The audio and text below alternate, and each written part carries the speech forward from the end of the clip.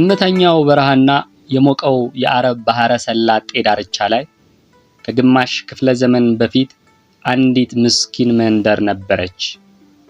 በዚያች ምድር ላይ ንፋሱ ካሸዋ በቀር የሚዘራው፣ ፀሐይ ከጥን በቀር የሚታጨድና ምርት የሚሆን ነገር አልነበረም።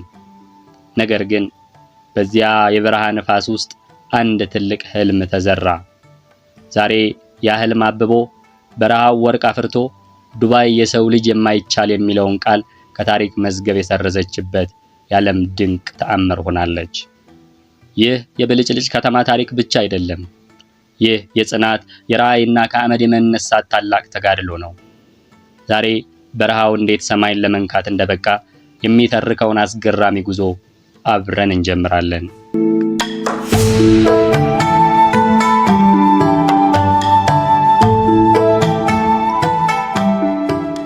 ዱባይ የተወለደችው ከቅንጦት ሳይሆን ከትግል ነው። ድሮ ዱባይ ማለት የእንቁ አጥማጆች ገነት ነበረች።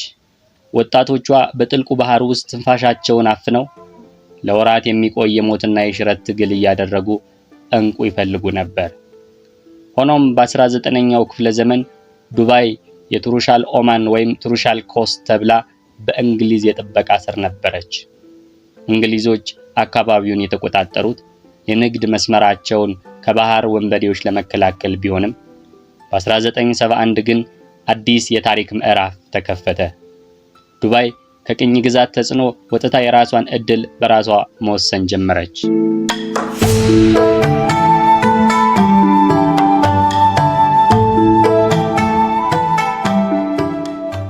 ይህች የበረሃ ገነት የሆነች ሀገር ብቻዋን አይደለችም። በታላቁ መሪ በሼክ ዛይድ ቢን ሱልጣን አል ናህያን አስተባባሪነት 7 ኢምሬቶች ተባብረው አንድ ጠንካራ ሀገር መሰረቱ።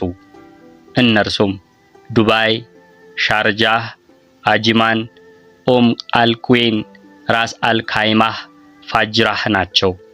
እነዚህ 7 አምዶች ናቸው የዛሬዋን ዩናይትድ አረብ ኤሚሬት በጥንካሬ ያቆሟት።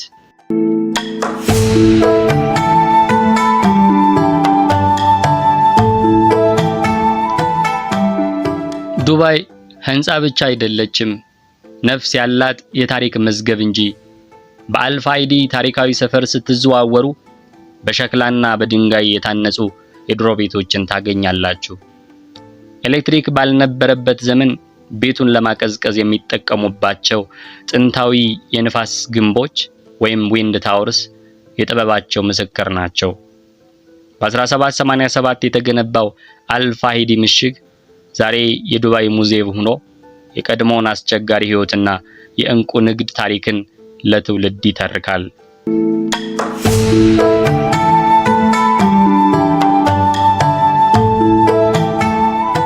ሼክ ራሺድ ዘይት አልቆ እኛ ደግሞ ወደ ግመሉ እንዳንመለስ በሚል የጭንቀት ስጋት ዱባይን የዓለም የንግድ ድልድይ ያደረጓት።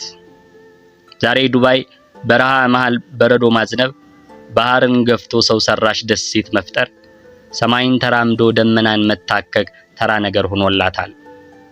ካሏት ነዋሪዎች ከግማሽ በላይ ነዋሪዎቿ የውጭ ዜጎች ቢሆኑም በታክስ ነፃ ቀጠናዎቿና በቢሊዮነሮች ኢንቨስትመንት የዓለም የገንዘብ ማማ ሆናለች።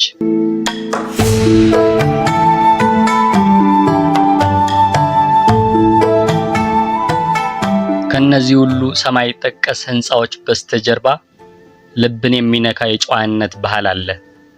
እንግዳ ተቀባይነት ወይንም ካርማ ደሟ ውስጥ አለ። 200 የሚሆኑ የተለያዩ ብሔረሰቦች በሰላም የሚኖሩባት ወንጀልና ስጋት የሌለባት የምድር ደህንነት ማማ ናት። የዱባይ ህዝብ ሃይማኖቱንና ባህሉን ሳይለቅ ዘመናዊነቱን በጸጋ ተቀብሏል። በመሆኑም ዱባይ ስልጣኔንና ማንነትን አጣጥማ በመያዟ ከዓለም ልዩ ያደርጋታል።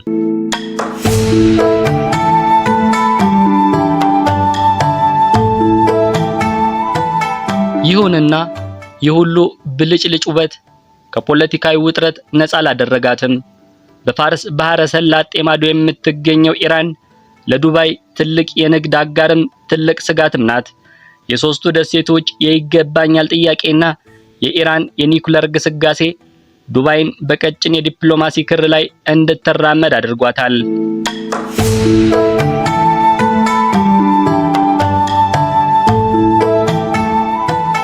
ዱባይ ዛሬ በአሸዋ ላይ ቆማ ማርስን ተመልክታለች። ከአሳ አጥማጅነት ወደ ጠፈር ምርምር የተደረገው ይህ ጉዞ ለሰው ልጅ ትልቅ ተስፋን ሰጥቷል። በረሃ ያበቅልም የሚሉትን ሁሉ ዱባይ በተግባር ምላሽ ሰጥታለች። የሰው ልጅ ጽናት፣ የራዕይ ጥረትና የመሪዎች ቁርጠኝነት ካለ ምድራዊ ገነትን መፍጠር እንደሚቻል ምስክር ሆናለች። የዱባይ ታምር ገና አላበቃም። ጉዞዋ ወደፊት፣ ህልሟም እስከ ሰማይ ነው። ስለተከታተላችሁኝ ከልብ አመሰግናለሁ። ቪዲዮውን ከወደዳችሁት ላይክ እና ሰብስክራይብ አድርጉ። የዛሬውን አበቃው። ቸርን ሰንብቱ።